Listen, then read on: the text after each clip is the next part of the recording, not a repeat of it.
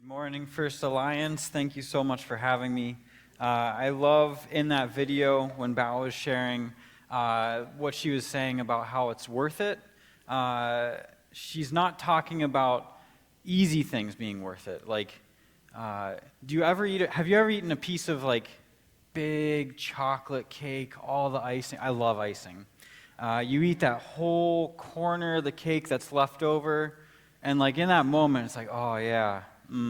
So good. And then afterwards, that wonderful piece of cake, like an hour later, I'm like, oh, that was not worth it. Easy things are often not worth it, but hard things are worth it. I had the privilege of sitting in your annual meeting at 9 o'clock, and it was really cool to hear the challenges that First Alliance is going through. Not bad things, but life is hard, but as you lean into it, hearing the fruit that is happening because you have leaned into hard things. So for that, I just felt encouraged and wanted to share that. So my name is Kenny Young. I am an international worker with the Christian and Missionary Alliance. That's our fancy word for missionary. Going to places around the world where people don't have access to the gospel, sharing the good news of Jesus Christ with people who have never heard about Jesus. This is my family. They're up in Minnesota. We're on home assignment for the year, so that's 1 year where we have to come back to the States, and we also get to share about what God's doing in Germany. So that's my wife, Carissa, Oliver, Elsie, and Madeline. They're 7, 5, and 2, so second grade, kindergarten, and 2, so just runs around like a crazy person at home. I don't know if that's me that does it or her, the 2-year-old, not my wife. It's like already sticking my foot in my mouth. But our work in Germany is focused, like Kirk said, on church planting in Northeast Germany. East Germany, it's a stronghold of darkness and oppression. Most people there, they've never heard about Jesus, they don't believe in God, and they walk through life alone, often depressed and without joy. So why do we want to reach lost people, and why are we passionate about church planting? So when my wife and I met, we felt called to be international workers. This is another picture of the kids. So completely forgot about this one. So this one, I've learned that as I've shared about this real quick, these swings were in Germany, and then they're starting to be more and more common here. But my encouragement is if you know a family with a lot of kids, consider getting these for Christmas or something for them because it's highly efficient. It's very German. Throw 8 kids on there, 1 push. You're not pushing 8 swings. I love playgrounds in Germany. But we're church planting in East Germany because we're passionate about people who don't know Jesus. Jesus has changed my life as he's changed many of yours. And because of that, we want other people to have that opportunity. In our preparation, we got to take part in a church plant. I grew up in a church that was a lot of people, 1,000 people on Sundays, and so that's what I knew. But we got to take part of a church plant where it was reconciling with the community. There was brokenness in the church. People were, in the true sense of the word, real with one another. And that's something that I experienced and I wanted to be a part of bringing to people who don't have hope. Jesus commanded his followers to go and make disciples, not just one disciple, not just someone who's walking alone in life, but disciples who are walking through life as a family together. So, real quick, has anyone ever heard of the game hide and seek? Okay, very good. Have you ever played hide and seek? Very good. All right, do you know a child who's played in hide and seek? Okay, so we're all familiar with the game. It's one of my favorite games, or was one of my favorite games. When I was a kid, we would get together for Thanksgiving at my grandma and grandpa's house. My grandpa was very particular about his things, so I don't know how we didn't get into more trouble breaking things. But we would play for hours and hours, hiding in closets, hiding under the sink, hiding in his crawl space that was very organized. And this passion for hide and seek is something that my kids have also come to love. They'll play for a little while by themselves, and then there's the point where it's like, hey, Daddy, will you play hide and seek with us? And I do enjoy playing hide and seek. I'll play with them for a little bit, but I am not this short. I'm this tall now, not quite as flexible anymore, so hiding under the sink is not an option for me. so I enjoy playing with them, but there's only like so many times where you can be like behind a curtain and it's like, oh, you can't see me, haha. And there's a point where I'm a parent, I like to pick on my kids, and so I decide, okay, I'm going to be it, and then I'm going to play a trick on them. And so it's like, normally they count to 20, and I'm like, keep going past 20, 101, 102. And, Daddy, come find us. Oh, no, I got to get to 1,000. Okay, 1,001, 1,002. I don't go that high. That would be cruel. But there's a point where when I'm doing that and kind of picking on them a little bit, where they start to say, Daddy, come find us. And that joke that I'm playing becomes not funny anymore. There's a point where you hear panic in their voice. They feel lost. They feel alone. They feel not found. And in the same way, there are so many people, not just Toledo, not just Germany, but all around our world, who are crying out, Daddy, come find us. And for those of us who know our Heavenly Father, that's something that we get to be a part of finding those lost people who are crying out for something they don't know, and sharing hope with them and sharing joy with them.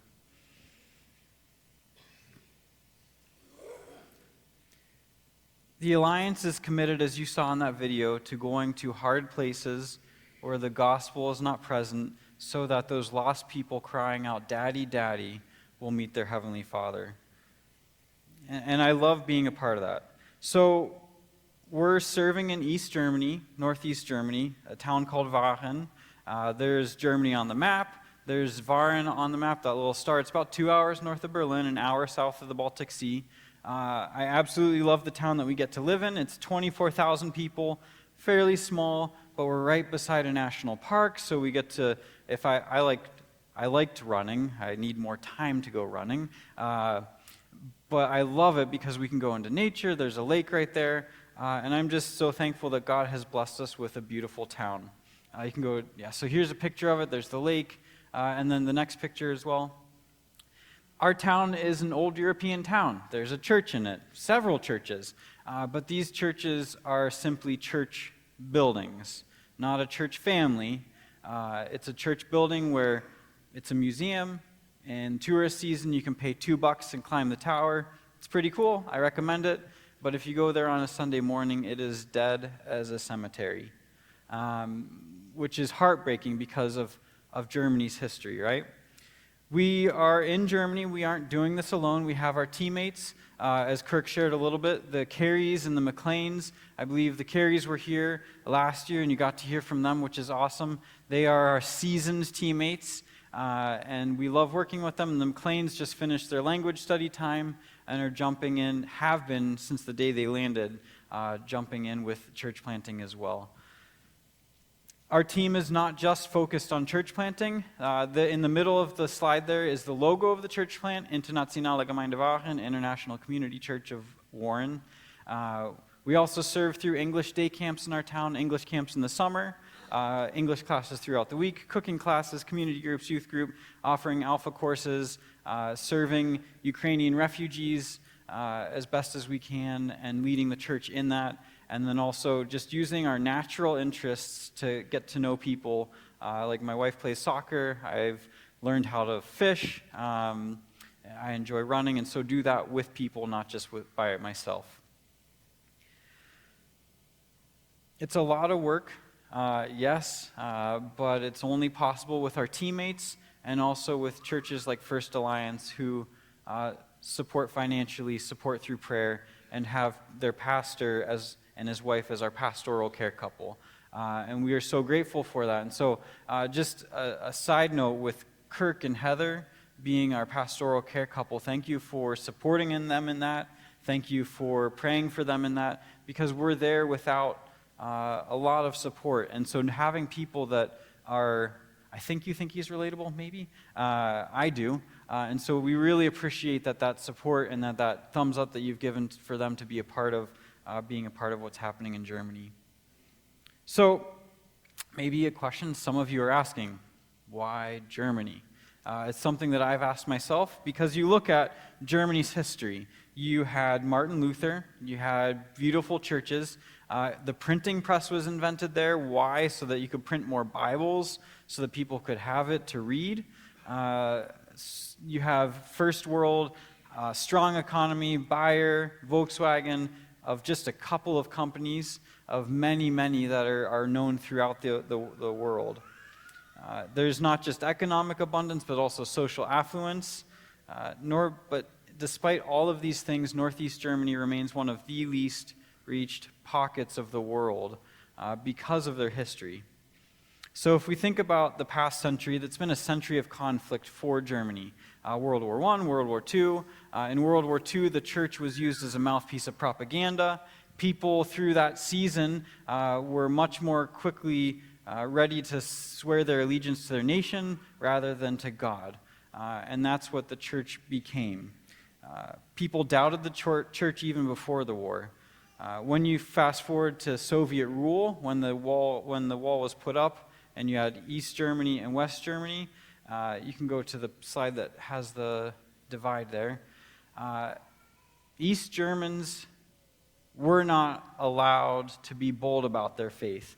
It was something that was reserved for. So East Germans and West Germans had specific types of conversations. You had conversations you had outside of the house and conversations you had inside the house. Inside the house would include maybe God, maybe the Bible. Outside the house, you would never do that. Why? Because if you did, you could easily lose your job. You could be sent to prison. Someone could disappear because they are sent to prison, and you would never see them again. It's a controlled economy, so if washing machines show up, you might not get a washing machine just because you're a Christian. We have friends where they were Christians during this time, and because of that, their family was not allowed to get to the job they wanted, not allowed to choose their path. They were forced to do exactly what they were told, purely because they believed God exists. So this map shows the divide where it's colored for dramatic effect, but the West, a lot of people are willing to still say they believe in God, and so that's the red and the blue. And then that black part is showing over 80%. In a lot of East Germany and in our region, over 90% of people say that no God exists. And so that's like no God. So no higher power. You're born, you live, you die, and that's it. There's no higher power. There's nothing to believe in. There's nothing to hope in. And that's really sad. And so that's why we're there. There was one survey, too. This is just blows my mind because it's my age bracket. There was one survey recently taken, and they found no one between the age of 18 and 35 who believes in God. No one in this entire survey. And that's heartbreaking and something that, as I look around at my friends in VAR, and I think, man, I just really hope that those of you who say he doesn't exist do change your mind and that God softens your heart. So we, the Alliance, we get to be a part of being a light in spiritually dark places. We get to be a part of sharing hope in places that are steeped in this darkness, despair, and depression. In places where the soil is really hard and it takes time to till that soil, to water, and to plant seeds. But it's something that can only happen when I, the missionary, the international worker, the sent one, do this with the support of churches like First Alliance, like your district, like other churches around you, sending us, supporting us, praying for us. And I love that it's something that's not just done alone. We are an organization, a body of believers coming together as both churches and sent ones working together. So today we're using the verses that were read earlier, 2 Corinthians chapter 10, verses 13 through 16. In this passage, Paul is writing, defending his ministry to the Corinthians, and he's talking to them, saying, hey, look, Corinthian church, the gospel got to you first because I went to it. If I had not come to you, you would not have heard this good news. And then your neighbors who are hearing about Jesus, they're hearing because I came. So I came, you heard, now your neighbors heard. And then what about the people beyond you, your surrounding neighborhoods, the next city?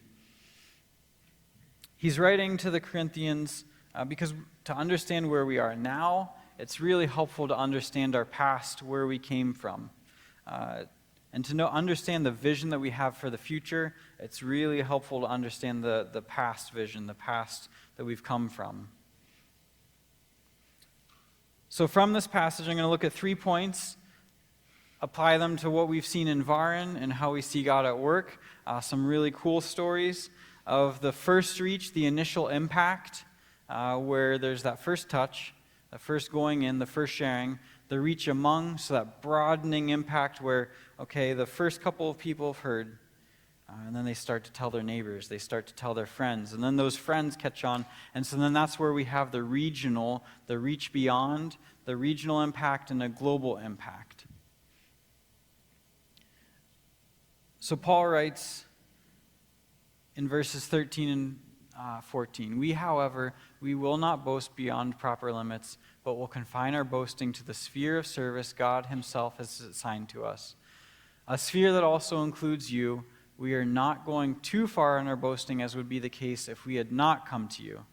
For we did get as far as you with the gospel of Christ." So Paul's saying, I wouldn't be saying I came to you with the gospel if I didn't. The reality is that I did bring it to you, so you've heard, and so now you can share it.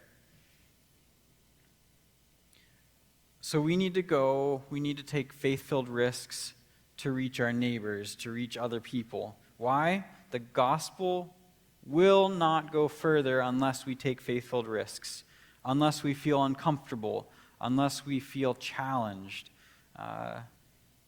Lost people won't know Jesus if we don't take those risks. So just as Paul went to the Corinthians, the Alliance is sending people to places where Jesus is not known. So in 2010, the Alliance first went in the late 90s. First, the Alliance went to Berlin after the wall fell. They saw it as a great opportunity. The vision has always been, or started as, to reach East Germany. So in 2012, the Careys were sent from Berlin to Varan. Varen's a small town, I already said that. Think about small towns, though, they're not excited about outsiders. And so the Careys, I don't know exactly how I would have answered this question. When they first got there, they were asked, "Are you a cult?" Have you ever been asked that? Maybe you have, but that was something that they had to answer. And when you're asked that, you're faced with the question of, okay, strategically, like how do I share the gospel? Like I know that this is true, but there is so much skepticism I'm being met with. We can look at Jesus and live by his example. We put the needs of other people before the needs of ourselves. We can serve them. We can speak truth. And so for us, one of those things has been English camps. English, if you haven't noticed, I speak English. And it's a tool that we're naturally able to use and to serve our community. To say, hey, we're not just here for a bait and catch type of thing. We're not just here to sell you something, but we want to serve you. We want to love you. And so English Day Camp started in 2014. This is actually really cool. So 10 years ago, this week, English Day Camp started. English Day Camp is starting tomorrow for the, not 10th year, there were a couple of years of pause because of the pandemic, but 10 years ago it started, and it's something that is so anticipated. There's only 60 kids that can come, but just because of facilities, and this year there's a waiting list of 18 kids, just because parents love it, they trust us, and it's really cool, so we get to serve the community. Now, 60 kids is a lot of kids. You need workers to help put this camp on. So we have a short-term team from the States come, from a church, and we have local Germans who are helping us. This is a unique camp because it's done with public schools, so we can't have gospel-focused curriculum. We can't use the Bible in it.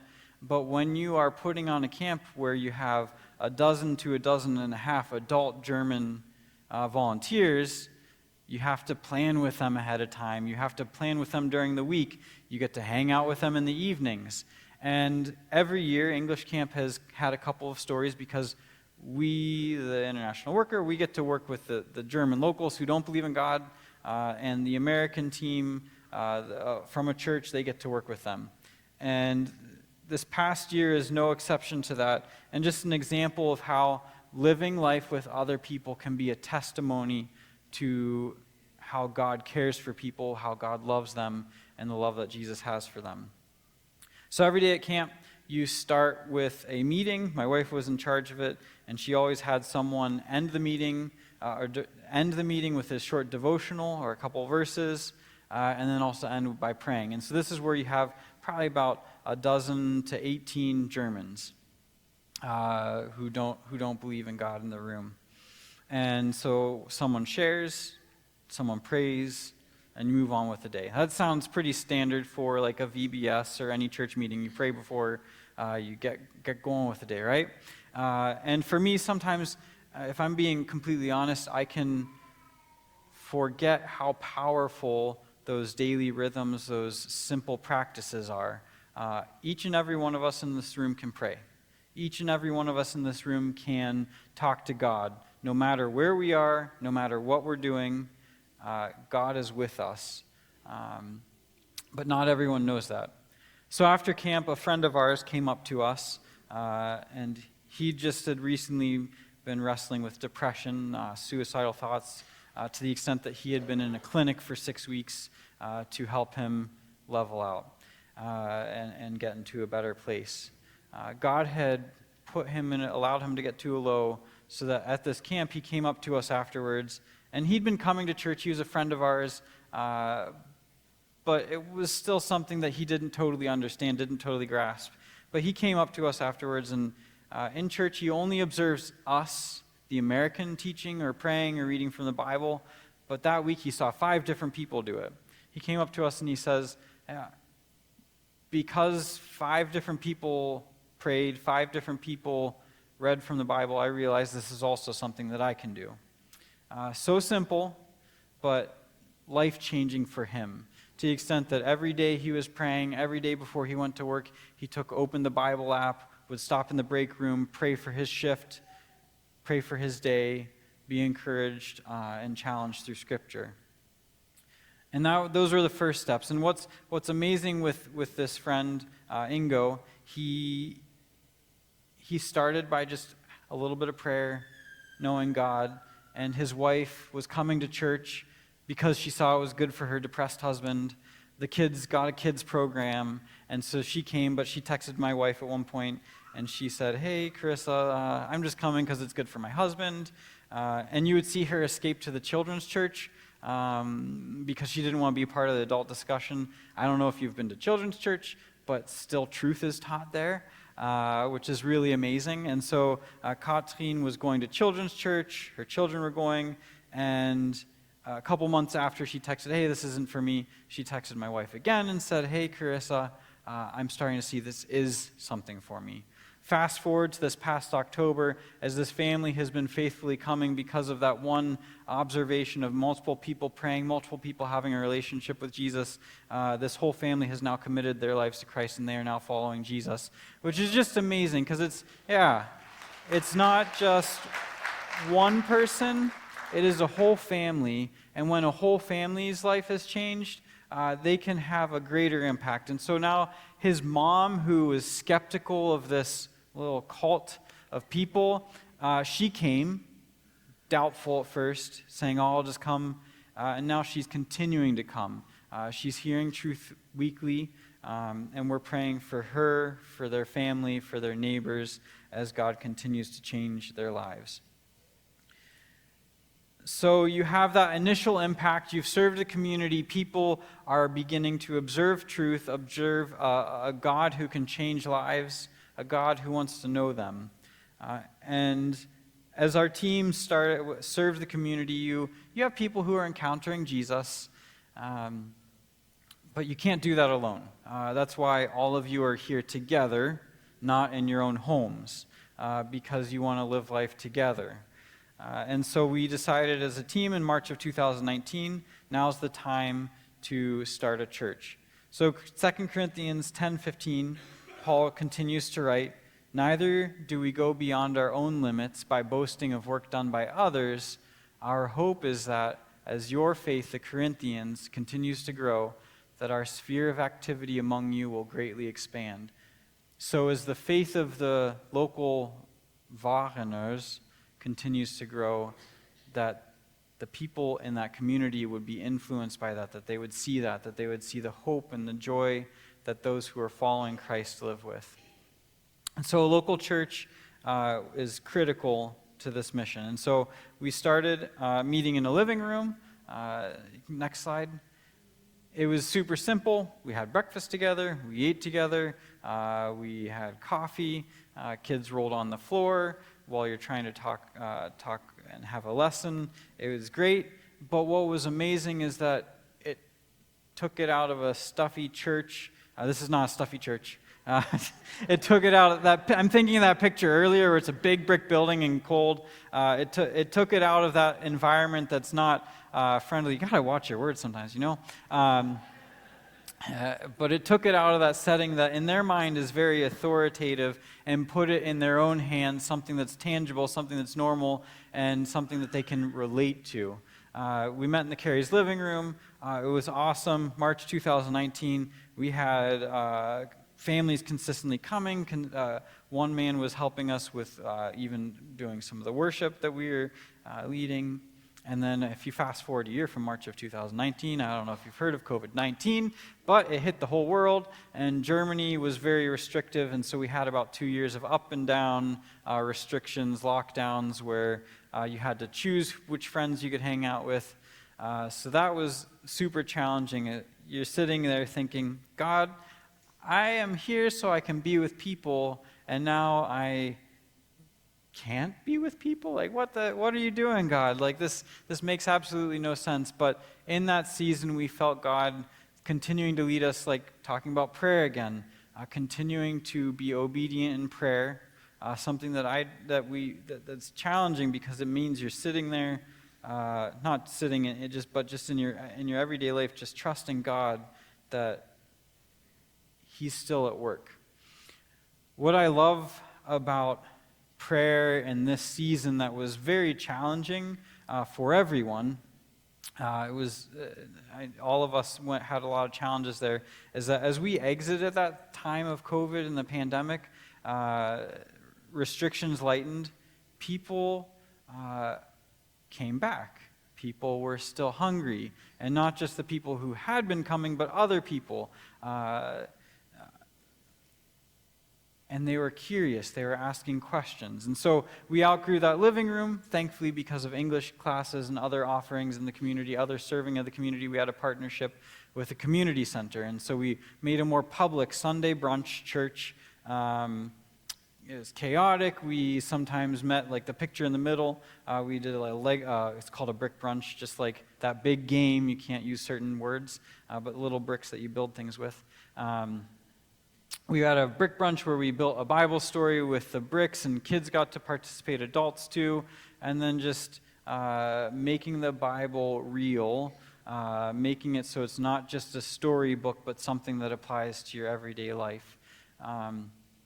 We were meeting in that community center, and just carrying on as normal with Germans coming, having a message, and sharing in a time of discussion with our German friends. And then in February 2022, we observed Russia invade the Ukraine. We were, as a team, this is a point where it's like, okay, we're very close. We know Germany's going to help refugees. We also know that as followers of Christ, we're called to be the hands and feet of Jesus. And so the very short version of it, we worked with people in our town to help find housing for Ukrainians. We worked with people in our town to take food there and back, and partner with the church in Warsaw, and just like seeing the God's church, the global church at work, was incredible in this, but helped find housing then for 43 Ukrainians, and then also help try as best as we could to integrate them into the church plan. Because we could find them housing, we could give them food, but they still have souls that need cared for. It was very challenging because they spoke Russian. I do not speak Russian. They didn't speak English or German yet. And so you have two cultures, people in crisis, Germans who have a church family that they love. But it really gave us, and this church family for the Germans, it flipped on its head overnight. But it gave us an opportunity to say, to teach, like, this is not a church just for you. This is a church for everyone. And so with that growth, just felt challenges of a lot of challenges of faith, but also seeing Ukrainian women come to faith, and saw some of these Ukrainian women, displaced believers, now in Germany. Their home has literally been destroyed, catching the vision of what's happening in Varin and helping us serve through setup, helping us serve with food, helping us serve in children's church as well. So we left. There's a picture of a new space in May. We signed a lease on a new space because we outgrew that community center. Families wanted more, and so in March, next month, we're starting for the first time offering Awana. It's been translated to German, which is just really exciting to have a lot more bold steps into the community where it might feel uncomfortable, but trusting that God is going to work.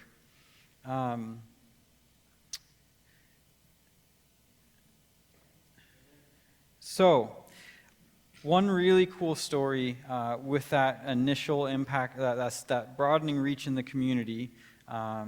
Again, using things that we like. Carissa, my wife, she likes to be with other women. She likes having friends. And she went out. It was International Women's Day 2022. They were starting to figure out, okay, can we, this book club of hers that she's a part of, can we have some new members? So they're sitting at a restaurant. Lady she's never seen before, she's seen her but never met her before, is sitting beside her. And so Claire is sitting beside my wife, Carissa. They start talking, getting to know each other. Claire asks Carissa, hey, what do you do? Carissa talks about the church and how we do stuff with kids. And then Claire's like, oh, that's interesting. Am I allowed to come? Just a cultural side note, Germans love clubs. And so this is sometimes an interesting thing. People don't assume they can just come to